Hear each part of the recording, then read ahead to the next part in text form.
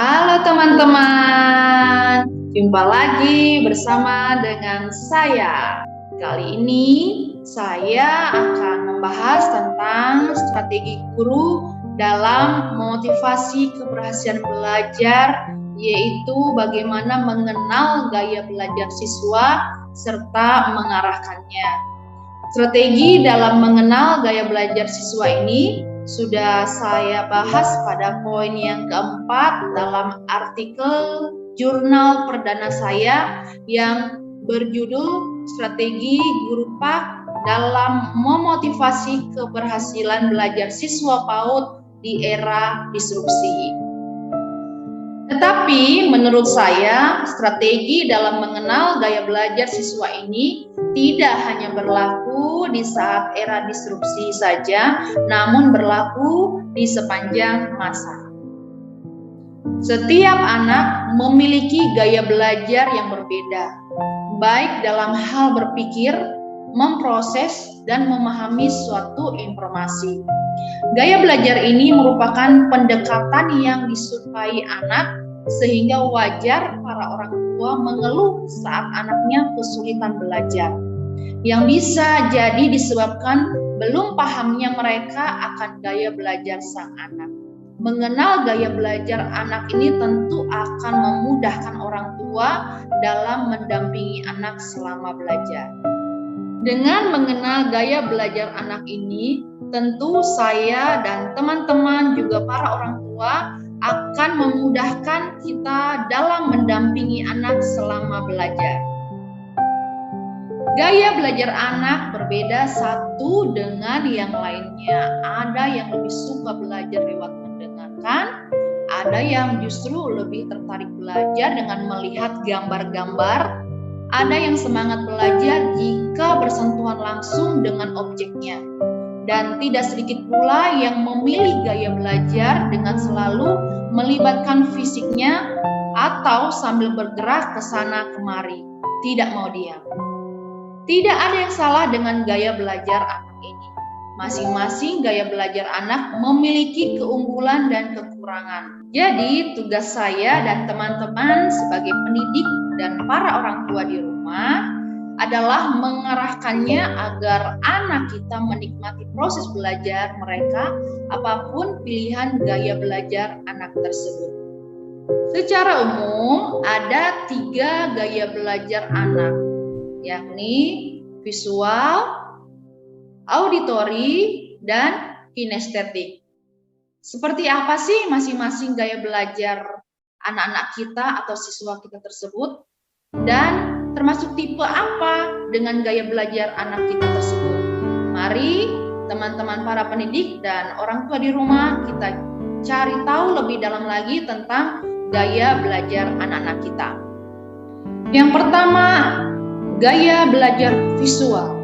Di sini ada gambar mata, yaitu indera penglihatan. Jadi ciri-ciri gaya belajar visual adalah anak tersebut rapi dan teratur, mungkin dalam berpakaian atau dalam tulisan.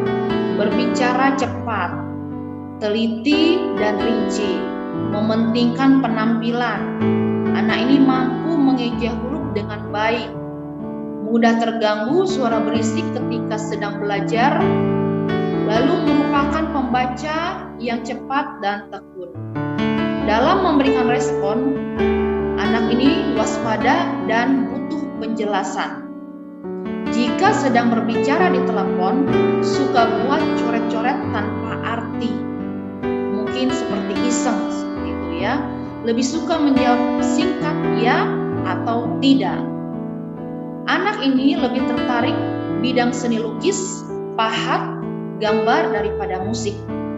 Seringkali tahu apa yang harus dikatakan, namun tak pandai menuliskan dalam kata-kata. Kelemahan gaya belajar anak visual adalah harus tenang saat belajar. Cara mengarahkan tipe gaya belajar anak visual adalah usahakan untuk menyediakan alat peraga seperti bagan, gambar, atau flowchart, kartu, atau alat-alat eksperimen yang dibuat sendiri. Misalnya, ketika belajar tentang sistem tata surya, buatlah alat eksperimen dari bola-bola pingpong atau bola-bola tenis untuk menggambarkan tata surya. Membantunya untuk menuliskan hal-hal yang penting dalam materi yang dipelajarinya. Lalu beri kesempatan untuk mengobservasi. Merapikan tempat belajarnya, hindari barang-barang berserakan di tempat belajarnya untuk menghindari pecahnya konsentrasi karena melihat hal-hal yang tidak berhubungan dengan pelajaran. Lalu menyediakan kertas-kertas dan pensil warna atau spidol sebagai alat untuk menuliskan hal-hal penting atau membuat gambar dari materi yang dipelajarinya. Yang kedua, gaya belajar audio. Di sini ada gambar telinga, yaitu indera pendengaran. Ciri-cirinya adalah anak ini sering berbicara sendiri ketika sedang belajar. Lalu anak ini lebih senang mendengarkan daripada membaca. Jika membaca, maka lebih senang membaca dengan suara keras-keras atau kencang. Suka bicara atau pandai bercerita. Lebih suka seni musik daripada seni lainnya. Kelemahan gaya belajar auditori. Anak ini sulit berkonsentrasi di tempat yang ramai. Anak dengan tipe gaya ini membutuhkan tempat yang sangat tenang untuk dapat fokus belajar dan berkonsentrasi. Cara mengarahkan gaya belajar anak auditori adalah mengajaknya berdiskusi, untuk lebih memahami suatu pelajaran. Membantunya menghafal pelajaran dengan membacakan materinya atau menyuruhnya menghafal sambil dibaca keras-keras. Mengajaknya untuk bermain tanya jawab tentang pelajaran tertentu. Lalu perhatikan kondisi fisik sekitarnya. Usahakan hindari kebisingan atau suara-suara yang mengganggu. Lalu putarkan musik-musik tenang tanpa lirik untuk menghindari pecahnya konsentrasi belajar karena tipe gaya belajar ini sangat sensitif dengan suara. Yang ketiga, gaya belajar kinestetik. Di sini ada gambar tangan untuk menyentuh, meraba atau membelai. Ciri-cirinya gaya belajar kinestetik adalah berbicara dengan perlahan, menanggapi dengan perhatian fisik dan gerak fisik atau dengan tubuh. Belajar dengan praktek langsung, menghafal dengan cara berjalan atau mondar-mandir. Anak ini cenderung tidak mau diam. Menggunakan jari untuk menunjukkan kata yang dibaca atau menunjuk ketika sedang membaca. Tidak betah duduk lama-lama, bosan. Anak ini mudah bosanan. Menyukai kegiatan atau permainan yang menyibukkan secara fisik atau tubuhnya, seperti senam, nari, joget-joget, seperti itu. Umumnya tulisannya jelek. Kelemahan gaya belajar anak kinestetik adalah karena anak dengan gaya belajar ini sangat suka bergerak, maka ia akan kesulitan jika harus belajar di kelas dengan duduk diam. Karena ia tidak akan tahan duduk berlama-lama, mendengarkan guru menerangkan di depan kelas.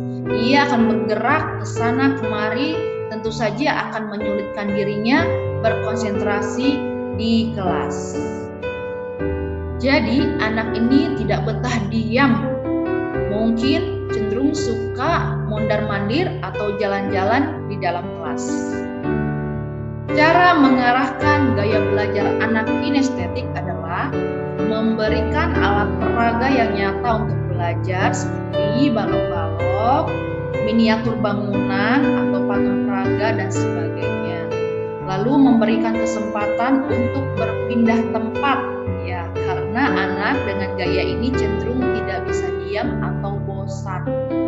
Lalu biarkan dia menyentuh sesuatu yang berhubungan dengan pelajarannya dan beri kesempatan untuk mempraktekkan apa yang dipelajarinya. Untuk khusus anak dengan gaya belajar kinestetik, saya dan teman-teman para pendidik dan orang tua di rumah harus bersabar dengan tipe gaya anak ini ya. Jangan mudah emosi ketika anak-anak tidak bisa diam atau mungkin mondar-mandir. Nah, sekarang perhatikan siswa kita dan anak Anda. Gaya belajar manakah yang dimiliki mereka? Jangan panik ya teman-teman para pendidik dan para orang tua di rumah. Kalau ternyata siswa kita atau anak kita kesulitan dalam mengeja atau tidak bisa diam saat belajar. Sebab setiap anak itu unik dan memiliki gaya belajar anak yang berbeda-beda tentunya. Setiap anak belajar dengan cara yang tidak sama dan menurut pakar, mencari tahu gaya belajar anak kita dapat membantunya meraih keberhasilan akademik. Bagaimana caranya? Yaitu kenali kekuatan anak dan perhatikan gaya belajar anak tersebut. Mayoritas sekolah memang cenderung membuat anak duduk manis, bukan? Mendengarkan penjelasan guru dan mengerjakan setiap tugas.